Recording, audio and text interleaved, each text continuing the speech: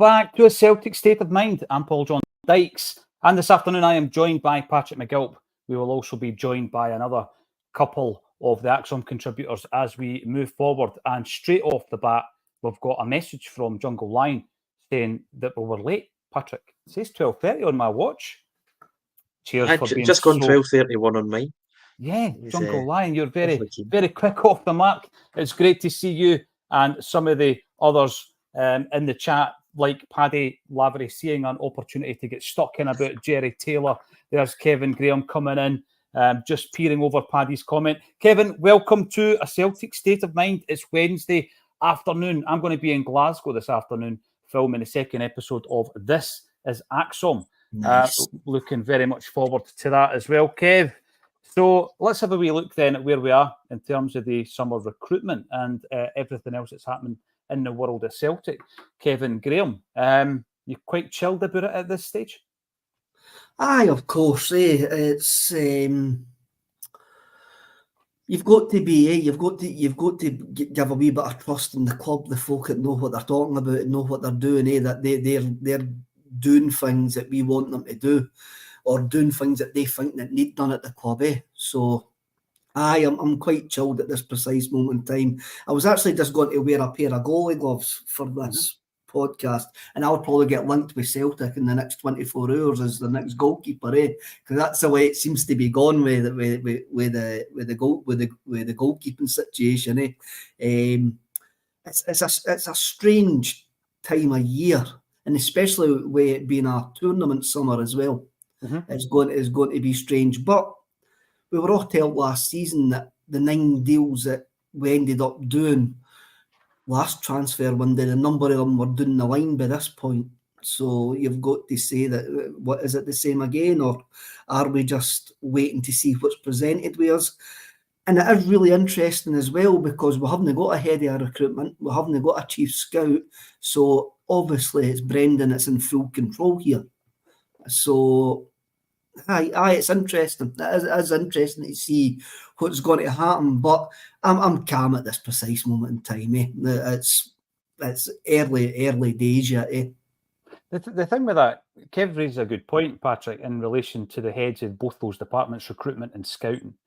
And if they're not in place, who's running the show? Because I had a really good conversation on and off tape with Jackie Mack last week. I find his insight really interesting due to the fact he's done it at different levels. He's been a player who's been traded by various clubs. He's been a manager who's done the deals. He's been a CEO who's trying to get all the moving parts working together to make sure that a deal is done.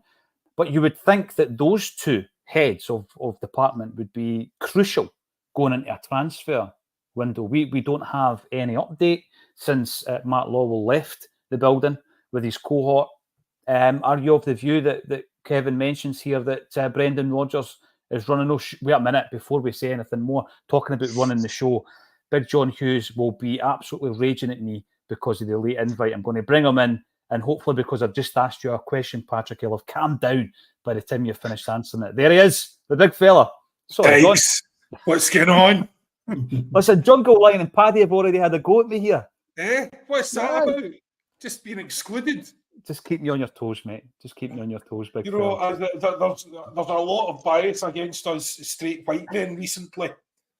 There is no bias with the invites. That's being excluded. I was trying to get. We're all just wanting a word in before you joined. Yeah, and you come. Right, Patrick. I mean, I don't see many Celtic fans worrying too much about it. We talk about structure all the time, the way that we approach the bigger operation of scouting and recruiting players. But two heads of both of those departments are, at the moment, vacant. Is it a concern? Yeah, you've got to imagine it is. I suppose it's almost like a director of football position where... I forgot we appointed Mark Cooper. I don't think he's head of... He's not the head, though, is he? I'm not sure he's the head. No. I'm not even sure that's been official. He joined the scouting team. Made a statement. It's just a scouting team. I thought he was the head of recruitment. He's not the head. He's not the head. Somebody mentioned that in the comments, John. Kev, somebody mentioned that in the comments that we appointed him. He's not the head of that department. Whether or not, that's something that's going to happen before a signing is announced? I hope not, Patrick, because as already mentioned, you would hope that targets have already been identified. It's not as though we don't start from here in terms of bringing players in, do we? No, you'd hope not. You'd hope. I mean, going back to the goalkeeping position, that was announced middle of February that Hart was retiring.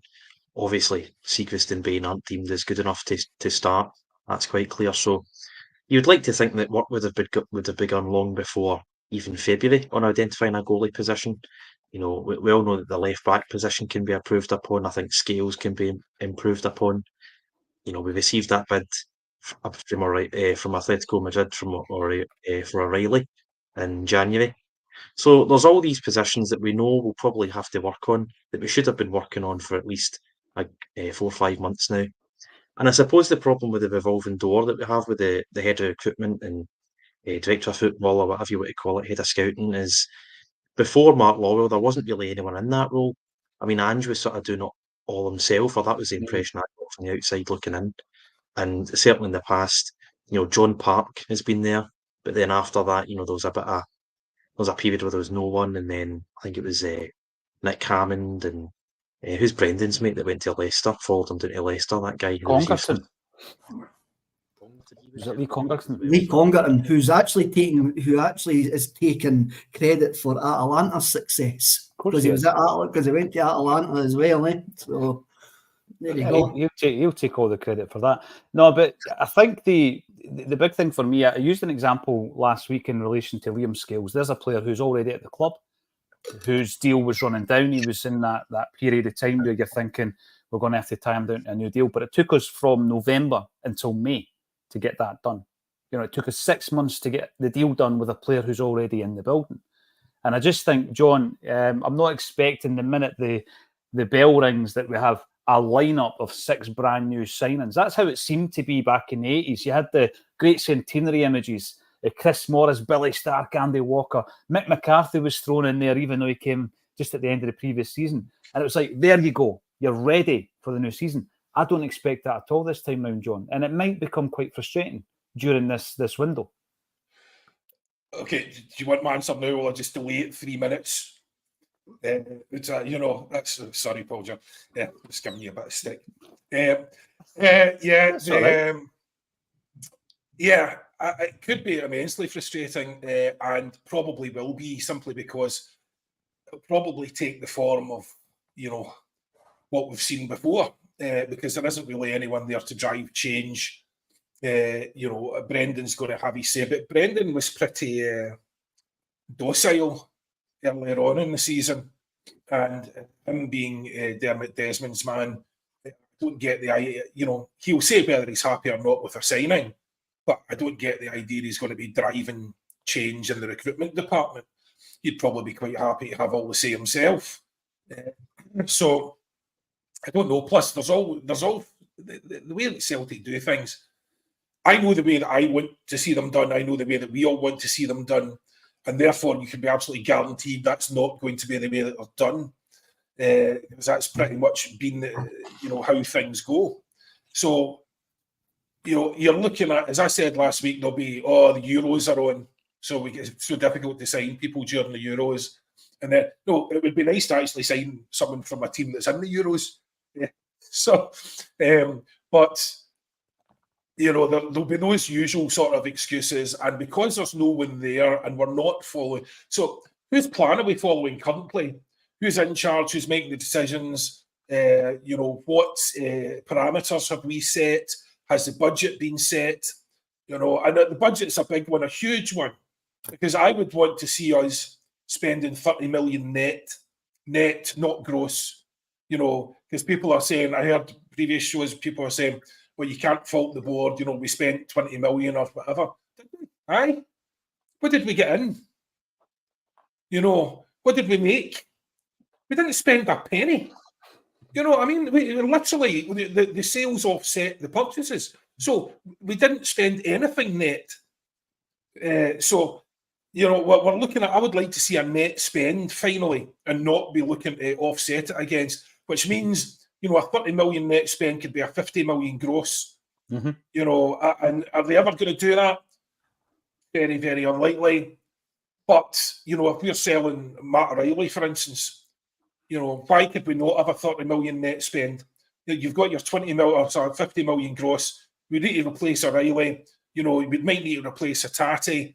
You know, we might need to replace Kyogo. We just don't know how this is going to go. So, you know, I want to see a very significant net spend is what I want. And I want to see things like, it's really deeply worrying that, you know, we're at this point and we still have, you know, 10, 12, 15 candidates being spoken about for the keeper position. I mean, how much more notice do you want? And we were supposed to be recruiting his Joe Hart's replacement last year, not this year. Are we seriously? We don't have the guys tied down at this stage. You know, I mean, I know we can't just dominate you know, we can't force people to do things. But goodness me, you know, usually you're getting leaks from the club that there's definite interest in X, Y, or Z. And, you know, right now it's just all over the show. Yeah, you know, I was looking at news now this morning and Begovic was saying, oh, you know, I'm just making my decisions, weighing up my options. You're 36, mate. You're 36. Yeah. What options do you think you've got? You know, you think, I mean, why are we even, I mean, it's just probably lazy journalism, that's even a conversation, but he's the same age as Joe Hart, you know. So basically, yeah, I think it's going to be piecemeal, it's going to be frustrating, and ultimately, are we going to see that net spend? I don't know. You guys tell me, what do you think? Well, I remember coming into January, John, and a very similar discussion was being had back then because of the disappointment of the summer and the fact we felt we needed turbocharged to get us through the last bit of the season. It was actually yourself that was saying, guys, you need to temper this because it's not happening. It's absolutely not going to happen in January. But you're right, we've known for long enough. I'm going to come to you on this one, Kev. We've known for long enough that Joe Hart is leaving the building, and he now has. But it's not just Joe Hart, because Siegrist is leaving the building as well. We're not going to have any more than Scott Bain in terms of a player with first team experience at the club. Now, you might want to promote one of the younger goalkeepers to be the third choice keeper, because last season proved that, in fact, the season before that as well, they don't get used that often, Kev. So, you know, you've got a bit of safety. Would you like to go into the Champions League with that? I'm not sure. So, as well as a replacement for Joe Hart, you're probably going to need a backup also for the new goalie. Now, last night, Ireland played Hungary. Our Kevin McCluskey watched that game with interest, obviously because he's got a great knowledge of the Hungarians. But I found the Ireland team quite interesting as well. Obviously, we've got Big Edie up top. We're going to be speaking a wee bit about him. Shane Duffy playing centre-half, remember him? Kelleher in goals, and Liam Scales came on as a sub as well. I think a lot of us were kind of looking at Boston Lawal, the fact he was called up, Kev, and he might have got a game, he might have been an international, etc. But some of the names will come and go within the summer in terms of recruitment. Kelleher is a name that never goes away. Some people just roll their eyes and say, we're never signing that player. Why not, Kev?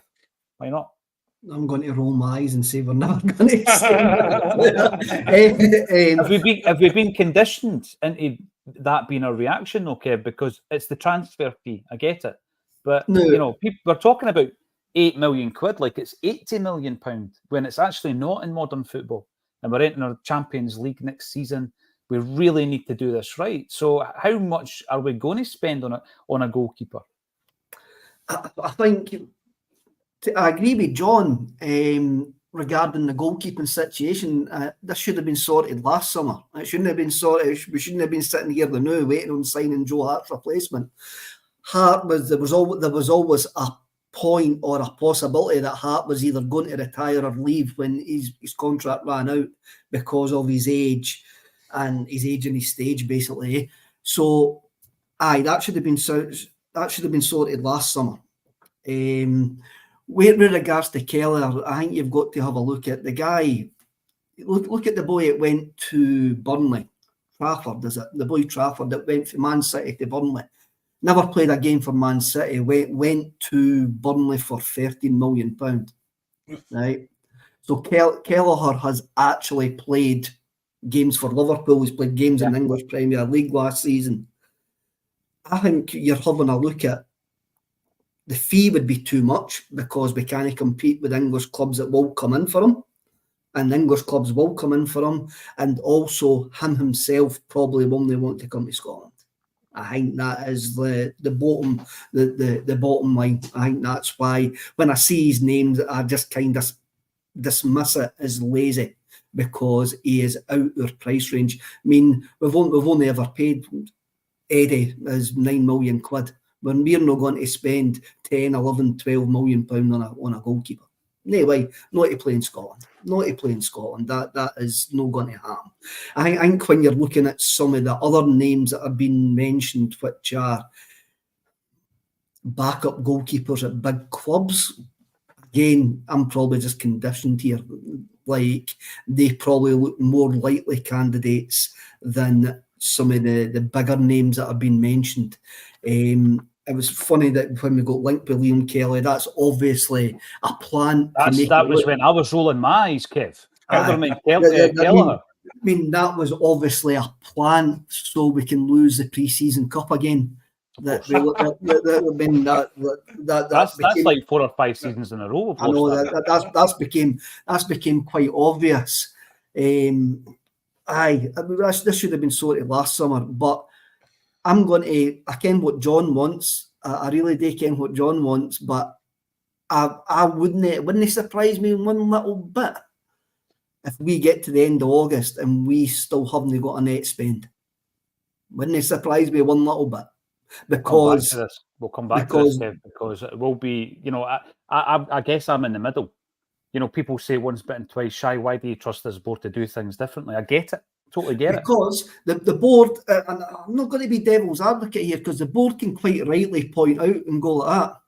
We've had success over the last 20 years with this model. Mm-hmm.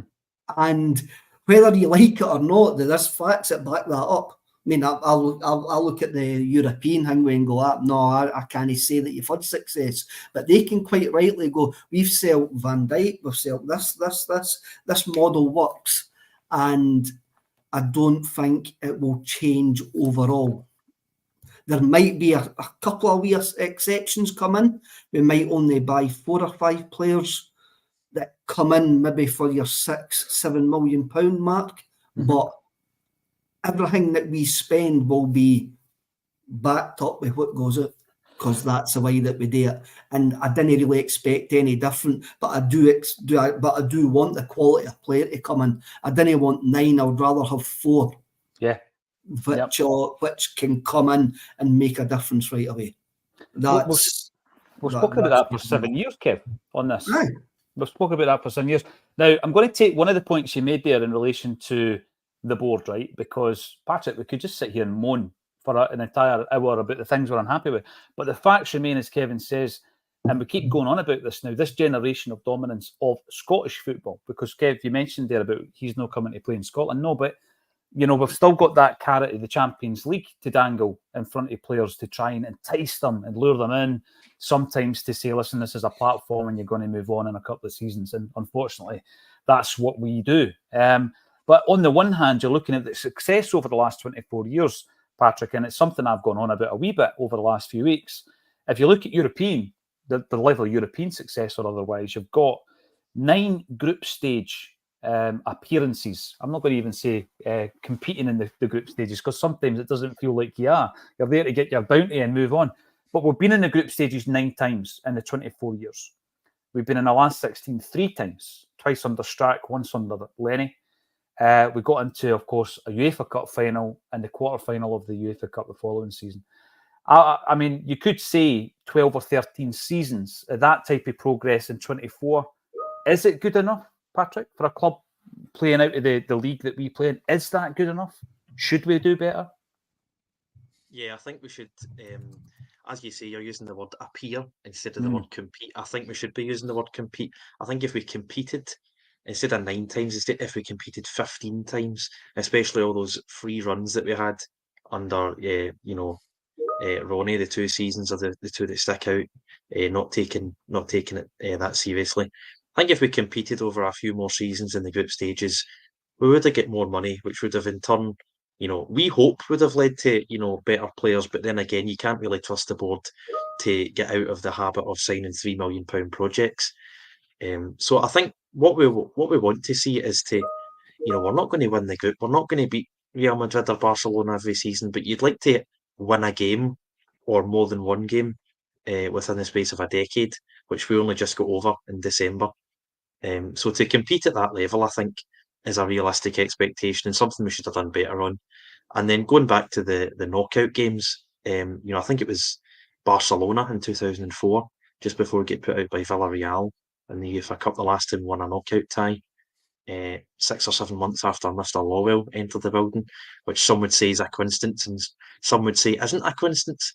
But to compete in those knockout ties in the Europa League, I think we should have performed a lot better. You look at the sides, I mean, Copenhagen, Bodo Glimt, even Zenit, I thought we maybe should have scored a few more goals at home. If you're in that Champions League group stage every year, you used to have the chance to drop into that third spot and then compete at that level. And I think the attitude of folk running the club who thought we couldn't compete at that level, and that attitude trickled down. I think that's cost us not taking European football more seriously. Because if not for the money, it's about just the sort of pride instead of getting battered and we end up compensating it by winning treble after treble. But the future of European football is in these European competitions, and we need to start taking it a lot more seriously. Yeah, because the gap's just going to get wider and wider. We're going to be speaking to someone this afternoon who was involved in a couple of games. Kev, you'll remember them vividly because I think you were travelling home and away. I'm not sure if you went to the away legs of these ones, but remember we played PSG in 95. We played Liverpool in 97.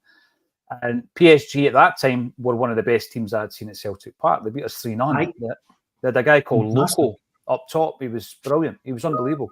But you look at that, is somebody playing Tetris, by the way? Is that no, you, it's my teams. I'm trying to switch it off. It's all right. You just do this during your work. That's fine. Right. But that PSG team, I mean, that was like Gwen, Stefan Mahe, Dorkaev. Jorkaev, that's the one. Loco.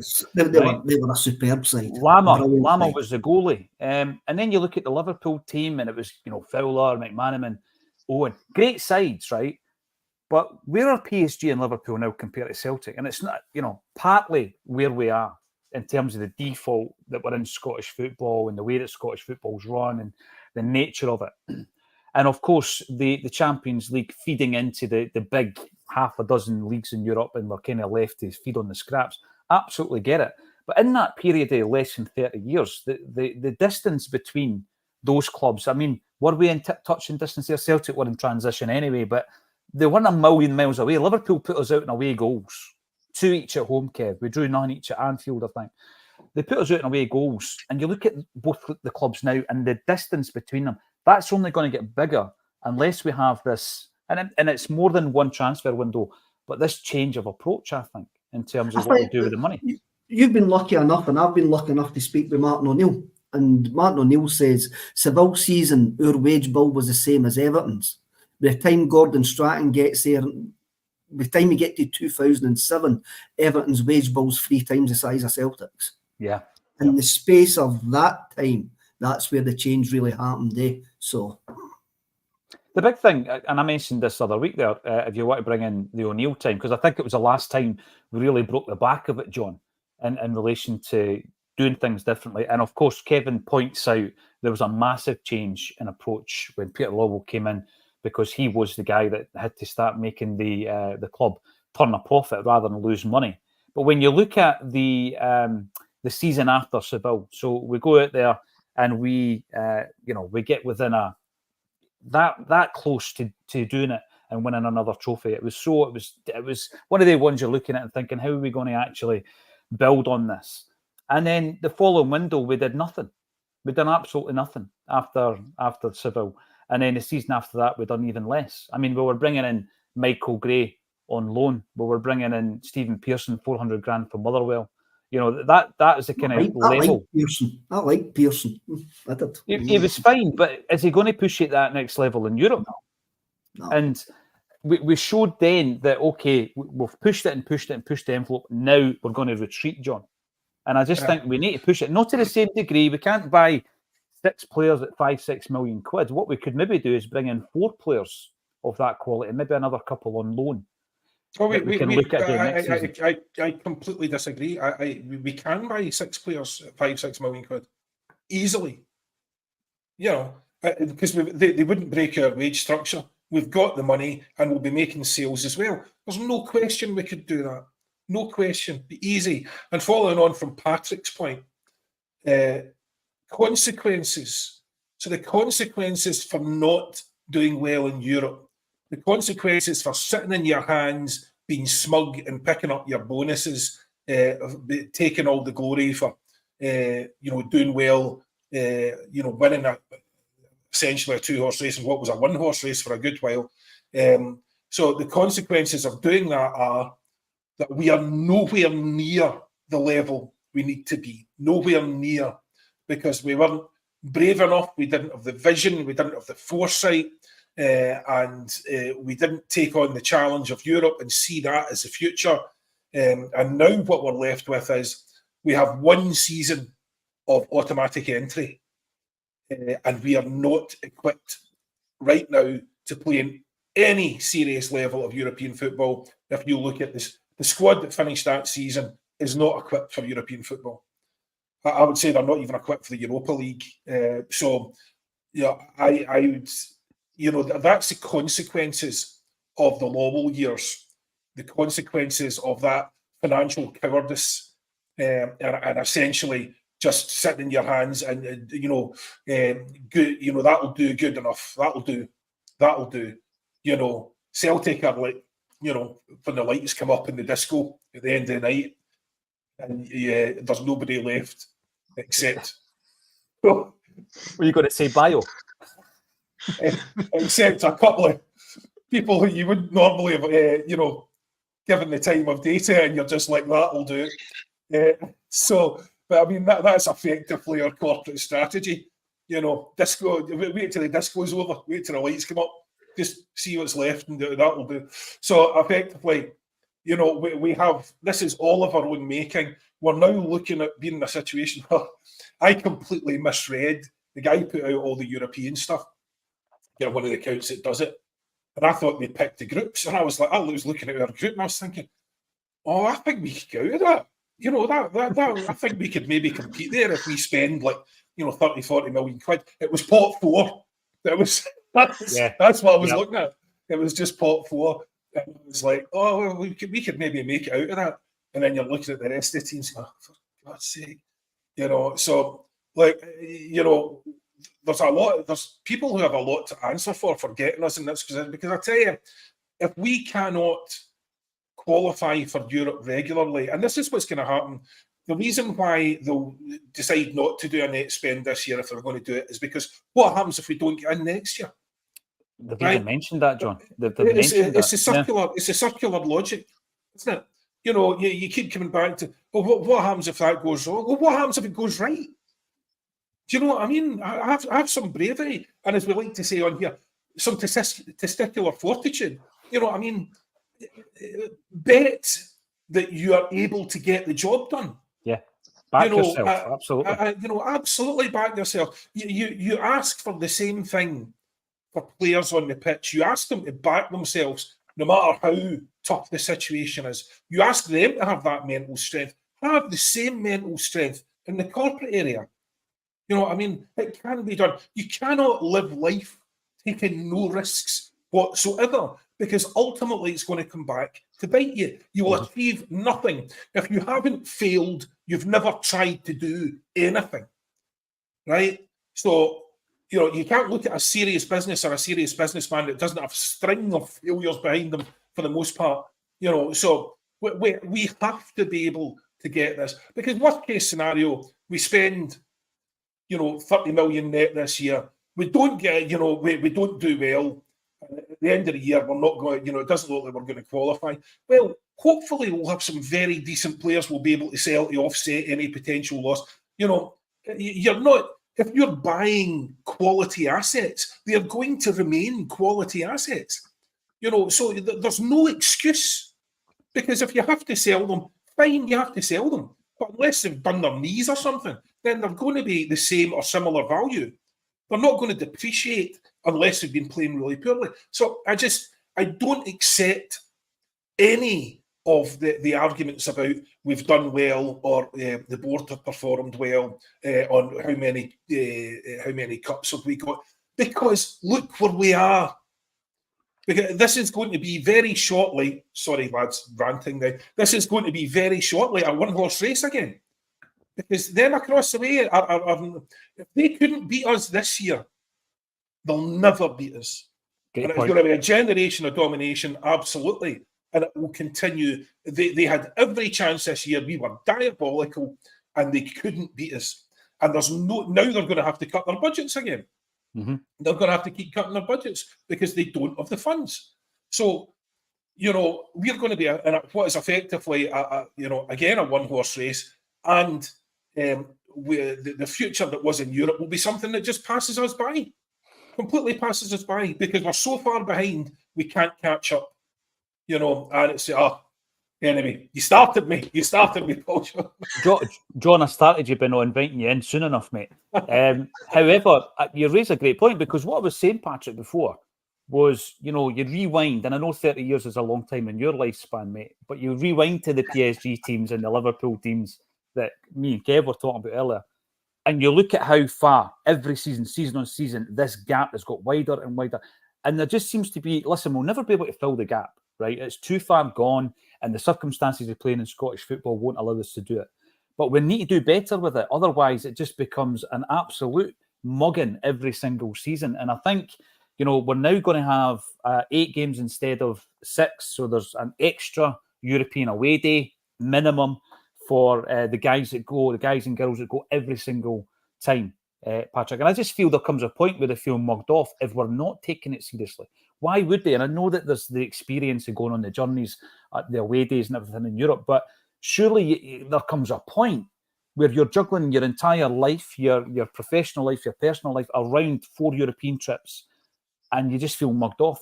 If we're not doing it seriously, if we're playing Callum McGregor at left back, or Near Beaton at centre half, or Owen O'Connell at centre half, which has been the case when we've come up against big teams, and we've been shown up. So surely there comes a point where they owe it to the fans to take this seriously.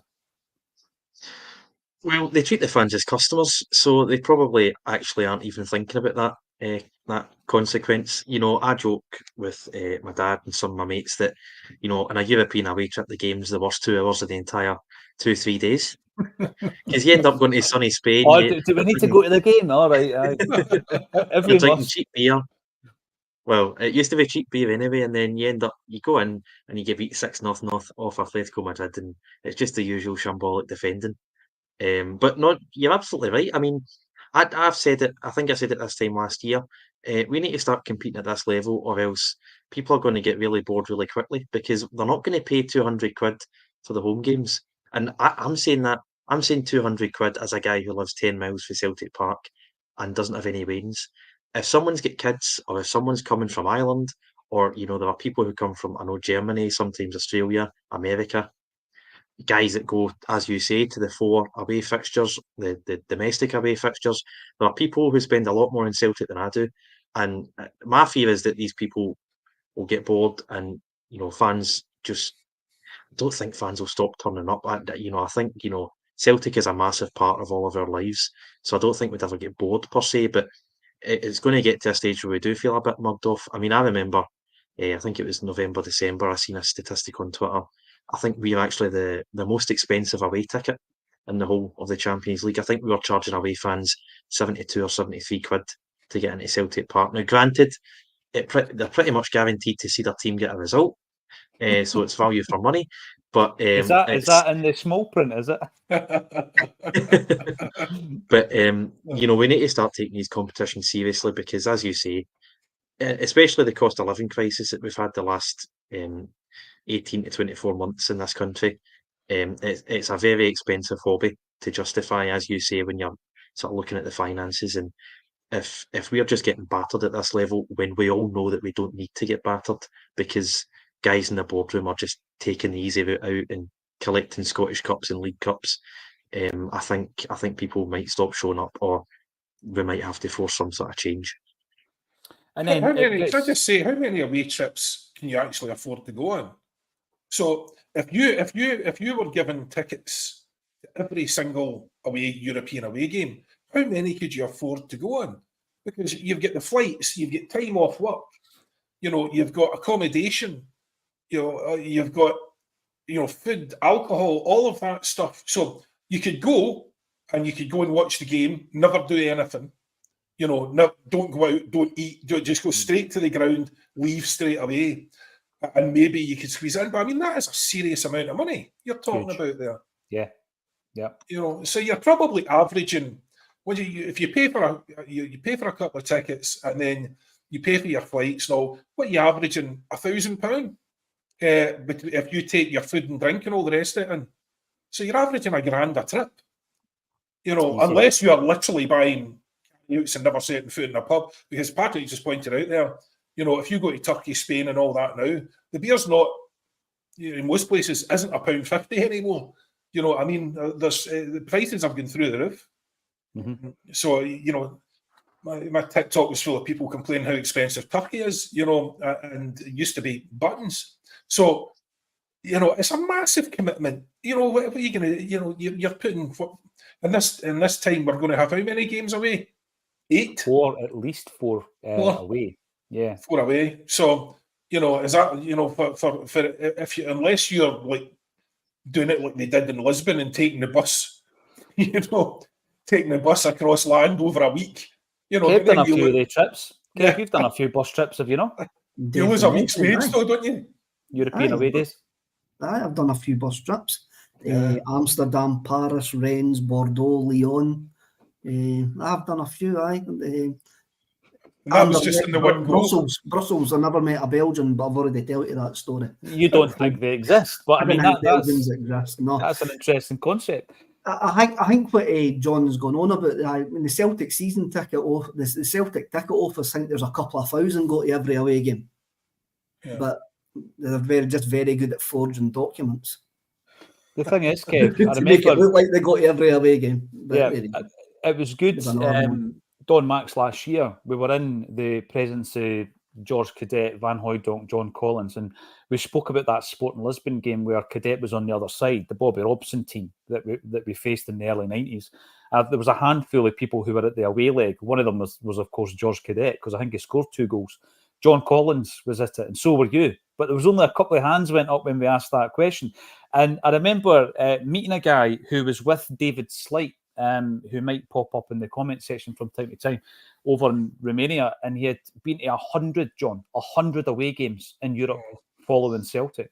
Astonishing, unbelievable commitment. It's incredible. And there does come that point where fans will feel mugged off. Like Patrick says, the whole landscape at the moment financially is difficult. It's making it really hard for people to get on with normal life, never mind the thousands of pounds that they need to spend on going away. Well, what you're talking about there, Paul, I mean, that was in 1992. That was my first European away trip to Lisbon.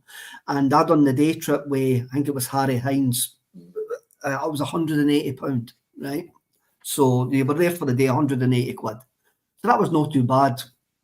Then you look 10 years, the prices never really changed for 10, 15 years. You could still do a day trip for £200, £220, £230. And now your day trip is up at like 400, 450. So you used to have guys who could, like John said, fly in and out for relatively cheap. But the price of airfare and that has went up. But it's, I mean, you see how some of these guys get to away trips, and fair play to them, absolutely fair play to them. It's absolutely brilliant. It's planes, trains, and automobiles, but you do see more and more now that only pick one. You always get one of the away games, and it was usually the one in the middle where 10,000 end up gone because it's in the middle and it's gave you a wee bit of time preparing that. But I think somebody's quite rightly put in the comments, and it backs up what Patrick says. I think we are already at the point where a bit Tartan Army-ish when we go abroad in Europe. I would go for the party, but not really bored about the result. And I think we've been conditioned to actually accept that. And it's the same for guys like myself, who didn't really go to the European games at Celtic Park, because I have to have a look at the money. I have a look at the money and go, do I really want to pay 150 quid when it's going to go up this year because there's 200 more games on top of my season ticket for a competition we didn't compete in, when I know for a fact there's thousands upon thousands of tourists would take that ticket, no problem. So did the board. That's the problem. So That's the problem, Kev. Yeah, absolutely. Now, and it's like, so I'm having a look at it going like that. Can I really afford to buy that £200 package this when it comes out? Because really, do we really actually compete in that? Do we actually really compete in that? No, we didn't really. So my ticket can go to somebody that really, really wants to go, and I'll just keep my season ticket, because like I've already paid this season £700 for the 2 season tickets, and now they'll probably ask me to pay another, for example, a round figure, another £500 on top of that to actually go to the Champions League games. Yeah. And I'm like, that's a bit that's a bit of a stretch. That's a bit of a stretch for a competition where you get scalped. Well, the average wage in this in the country, is it not still, it hasn't changed for about 10, 15, 20 years, and I thought it was actually, I would have put the average wage about 25 grand, but it's actually much less than that. So you're asking people to take a huge chunk of their earnings, and sacrifice. People have got families. Yeah. Mm. Do you know what I mean? People have other commitments. People have got kids, babies. They're trying to navigate their way through life, and you're asking them to shell out serious dough. The only people I know that are going to these games on a regular basis are retired or minted, or their families are minted, and they just jump on planes and away they go, and it doesn't really matter if they work for holiday. Declan McConville. Declan McConville. Yes. Declan, aye. But that's He pops certainly up everywhere. they're not short of money, and it's very different. You're Declan short of money. It's a very different makeup from the way the fans used to be. Yeah. As Kev said, it was primarily planes, trains, automobiles.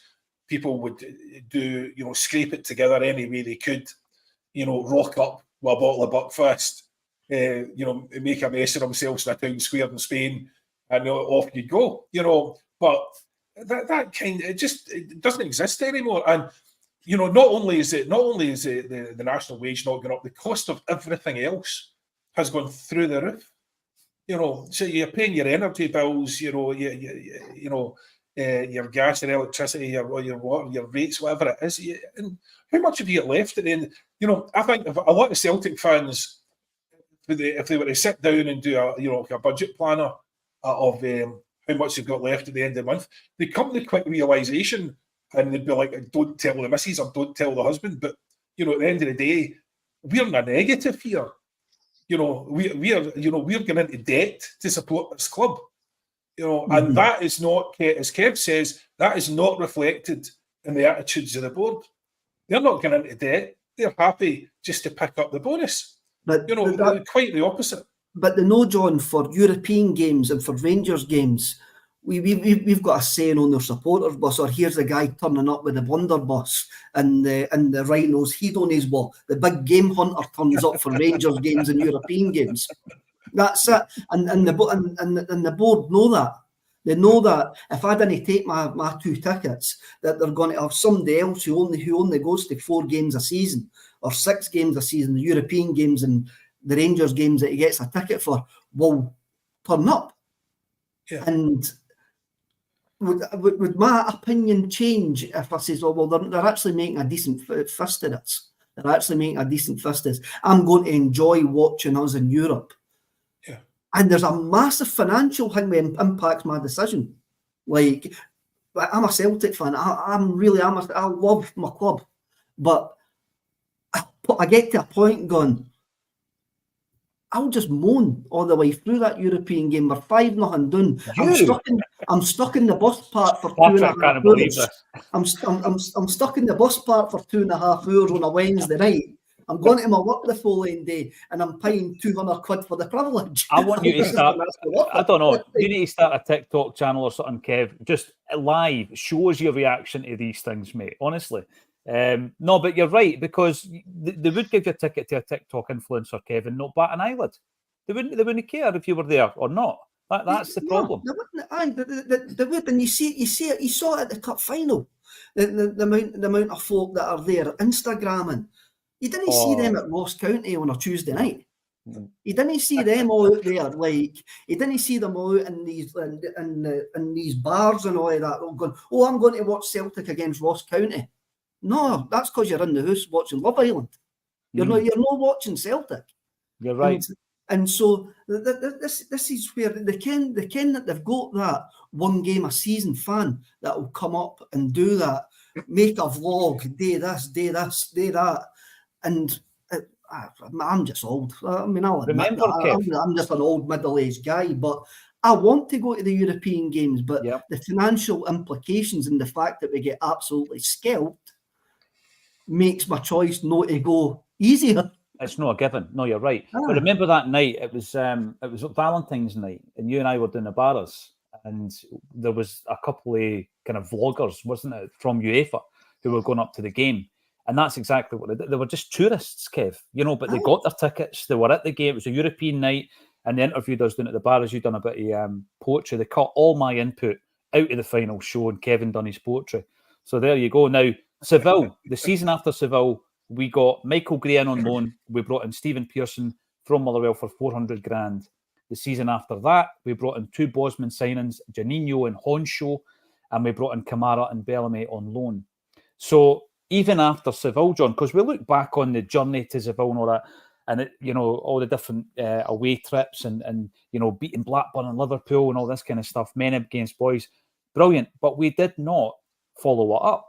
When was the last time, John, you've gone into a European campaign thinking we are going for this? We're going to compete, not just appear.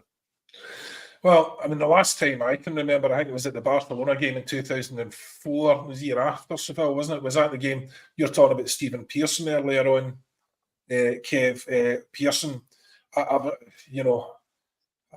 never been so happy with a player, because we were getting pummeled in the Nou Camp, and we were literally off our seats cheering our heads off for Pearson getting over the halfway line, just running down a blind alley.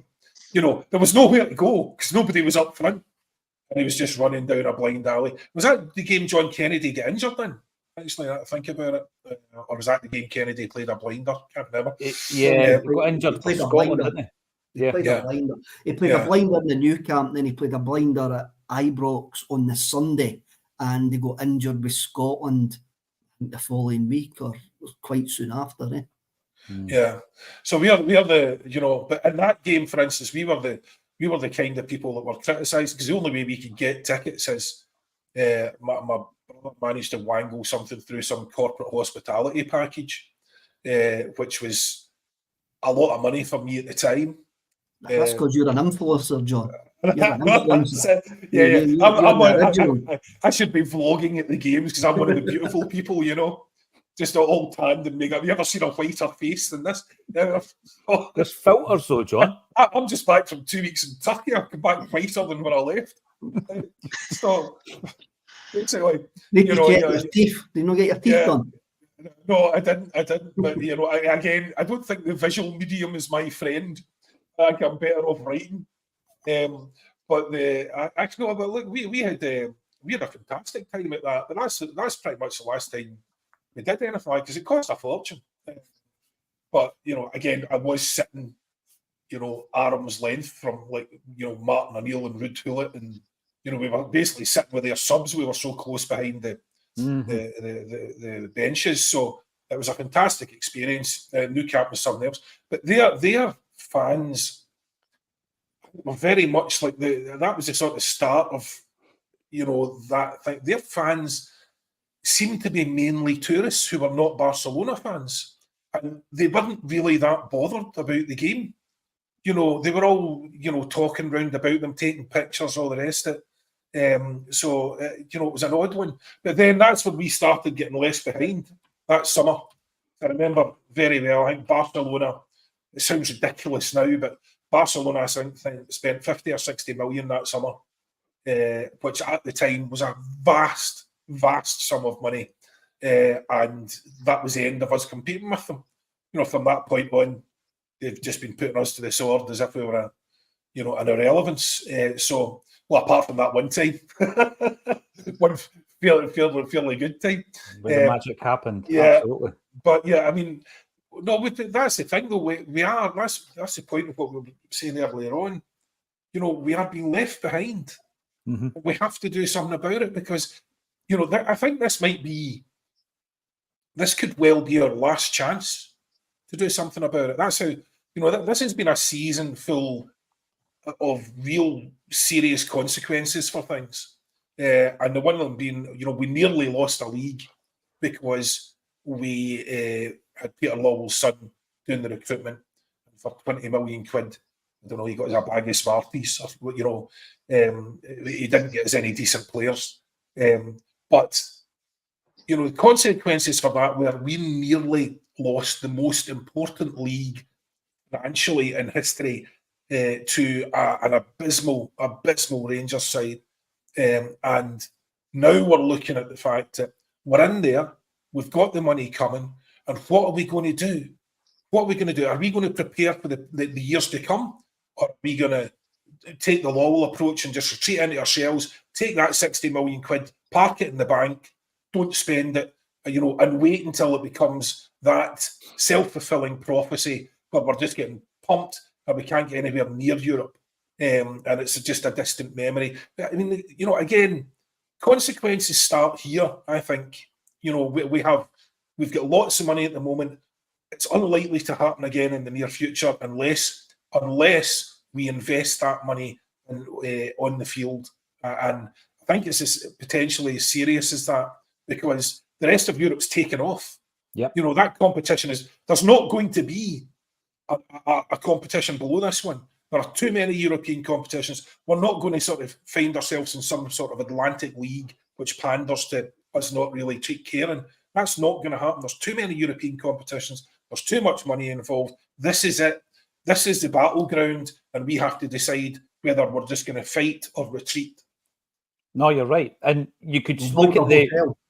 Yes. That was last week's chat, was it okay? And the week before that?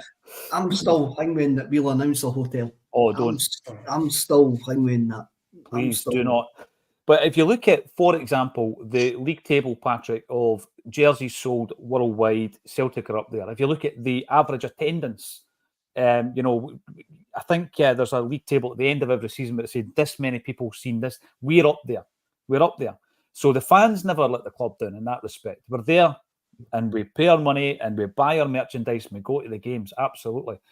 But then, as John says, there comes a point, and this might be it, and people might argue the last 10 years, we should have looked at it like this. It's going to be different.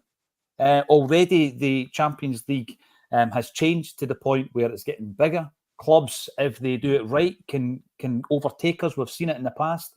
Clubs that we were playing against and 5 years later, they're way down there. And we've stayed still and we've stagnated. We're on the cusp of one of those moments where we stick or twist. And in the meantime, my big concern, Patrick, is the fact, as John says, that your main competitor at home, I've got to the point where they can't keep throwing, they can't have a model where they lose £10 million a season. They can't continue to have that model as they've had over maybe the last 12 years. And they're going to have to cut their cloth. So the Celtic retreat back into our shell and say, that's fine. We can spend a wee bit here and there and still dominate Scottish football. Or do we take that step forward? And we've probably not done it. I think after Ange won the league in his first season, and we keep Jota and Carter Vickers, and you're excited going into that season, more, there's a speculation around it. You don't think you're going to, but for 60 minutes against Real Madrid at Celtic Park, you're keeping them to 0-0. You've got the moment when Maeda, the floodlights gets in his eyes and he misses that chat. So that was maybe the last time I had a bit of flurry of hope in anticipation, but it quickly was diminished because at the end of that season, Ange left, and it was like, we are where we are now. So, now is the time, isn't it? The time is now to actually make a fist of this. Certainly is. It certainly is. And, as I said, towards the beginning of the show, just to appear in the league, I don't think is good enough anymore. I think we'll all pretty quickly get disillusioned to turn up, hand over 200 quid, along with everything else, as you say, with the shirts and the season ticket and everything else, the flights, the hotels. For it to cost that much and just simply turn up it won't be good enough long term. So we have to make a fist of it.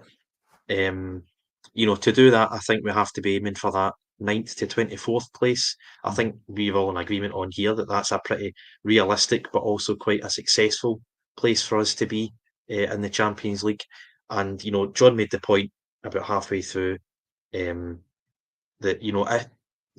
next season we're going to have a playoff, assuming we win the league, assuming we invest in all these assets and it pays off and we win the league, we still need to go through that playoff place. I was just looking there, this season's Champions playoff teams are Zagreb, I think it's Galatasaray, Young Boys are in there. So, I mean, if we invest in 4 or 5 first-team players for 5, 6, 7 million quid, we should be able to negotiate that tie with Brendan in charge and with a Champions League side, or a side capable of competing in the Champions League. I think we should be able to negotiate that one tie. And if you're competing in the Champions League, I think there was some sort of statistic out there that 8 or 9 points gets you that 24th spot. So if we're getting 8 or 9 points, we're picking up the coefficient points. Other teams, lesser teams in Scotland, might pick up Europa League points, and hopefully we won't need to play that playoff game. But if we do, you're coming up against teams like Zagreb, who we beat under Ronny Deila, Young Boys, who I think Rangers dispatched with ease a few years ago. So this is a winnable tie. So it's more than possible. I'd say it's even probable that if we take the transfer market, if we take the transfer market a lot more seriously, we can quite easily be in the group stage every single season. Yeah, there's a lot of great comments coming through on this one. Penny pinching again with Bernardo. The latest I've read from Stephen McGowan is that we're haggling over £3.5 million with a sell-on with Bernardo. So it does look as though we are penny pinching a bit there. Leanne Campbell, getting scudded in the Champions League is no dangling carrot. That sounds like the title of one of your poems, Kev. Could we have that? Can we have that on the socials? Back to Leanne's point, though, actually, I wrote that note down earlier on when you were talking about enticing players. Yes, with the Champions League, but getting pumped 8 times in the Champions League, that's not enticing anybody. So they're going to look at our record and want to know about our ambitions.